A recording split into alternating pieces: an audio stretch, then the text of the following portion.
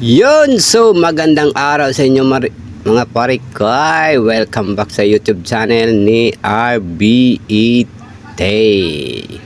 So sa ngayon mga parikoy, mayroon tayong gagawin na Megamax na mayroon siyang power pero ayaw tumuloy. So ano pang hinihintay natin? So buksan natin to mga parikoy. Let's do this. Yun. So ito na siya parikoy, no. So tuturuan ko kayo kung paano mag-basic troubleshooting. So saksak natin to. Ito yung ano niya, power supply na 12 volts. So ito yung input niya. Tingnan natin yun. May indicator. Somo RB. Yun, may indicator sa may pula. So yan. So try natin noon. Try natin on. Yun. Wala siyang function. So wala siyang reaction. So sana makita mo dyan ng display niya. So wala. So ito lang gawin mo parikoy bago mo buksan lahat. Kasi ito switching to. Doon ka muna sa basic pagto-trouble. So off natin to. Tanggalin muna natin yung saksakan niya.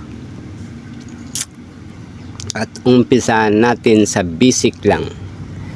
Itong pinaka-basic na troubleshooting. So, dyan ka mag-umpisa sa basic para matuto ka sa hard work.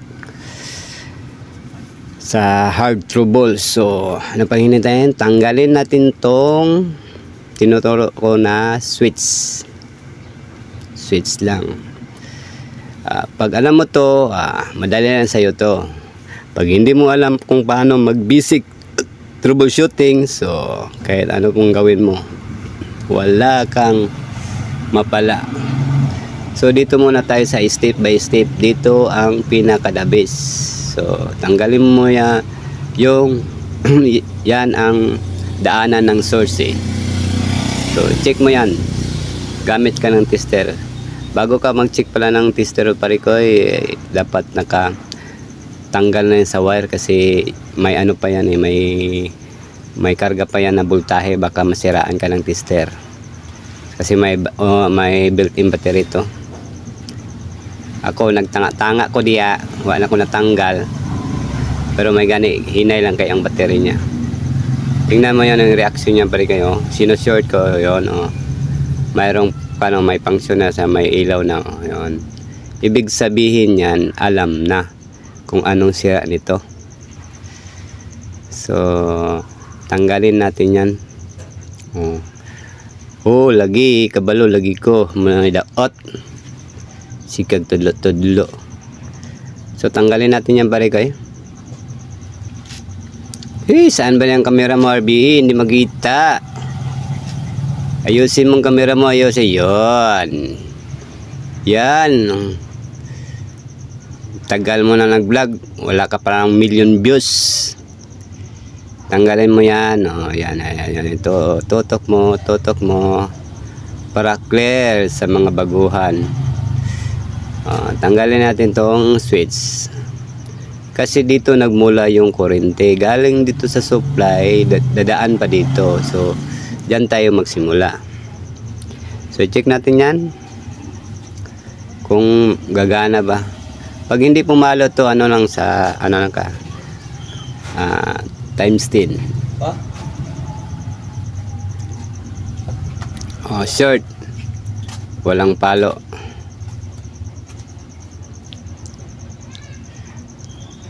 Tapos yan, may bago ako dyan. Tinatin to short, yun, may palo na siya. Okay, ito yung sira. Yun. Okay, so alam na itong 10 amperes to. So suldan natin to para magkaalaman na. Yun. Sumo bebe. Yun.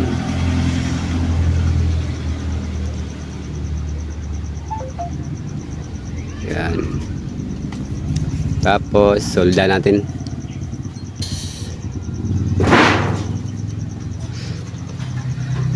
Suldahin mo na. Ang tagal. Ayan. So, huwag mong kalimutan mag-subscribe sa aking channel, RBE Tech. So, sa maraming salamat sa nag-subscribe na. At sa hindi pa nag-subscribe, please subscribe RBE Tech o sa aking Facebook, Tutoy Bibo. Saan ba yung camera mo, RBE? Parang hindi makita. Parang hindi makita.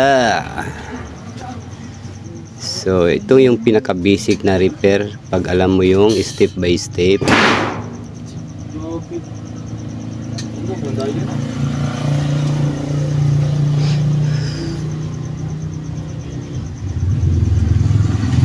Ayun.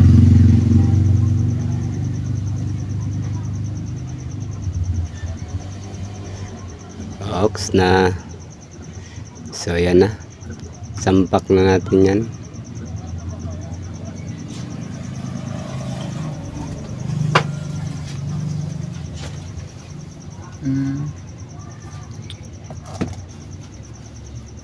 Let's go. Sis kadugay magbutang. On. Yun, gumana na. Yun, may light na. O, yun, may indicator na. Auxiliary. Ayun. So, yun lang kadali, no?